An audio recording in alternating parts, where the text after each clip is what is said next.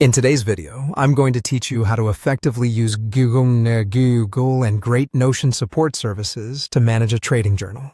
Whether you're just getting started with Notion or looking to enhance your existing setup, you'll find this guide straightforward and informative. To get started, open up your preferred web browser and in the search bar, type in Notion. This will direct you to a variety of search results pertaining to the Notion app and its functionalities. The first link that appears is generally the official Notion page. Click on this link to proceed. Once you're on the Notion homepage, locate the Login button, which is usually visible on the top right corner of the page. Clicking on this will take you to the login screen. Here, you'd typically enter your credentials or use available sign-in options to access your account. With your account now open, the next step is to head over to the Marketplace. This area of Notion is rich with various templates and third-party integrations that can enhance your productivity.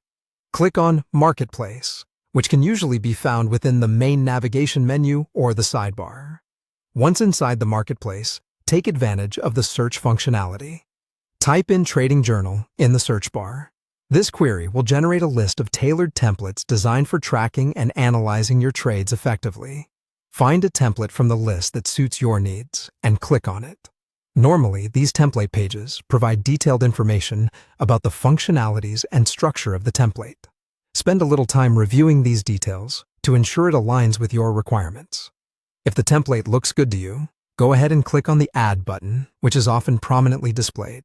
Adding the template will integrate it into your Notion workspace, making it easily accessible for future use.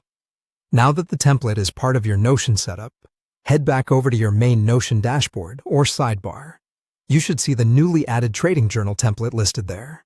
Click on it to open and review its layout and features. Finally, to populate your new Trading Journal with entries, you can start creating new pages. Look for the option labeled New Page or similar within the journal template.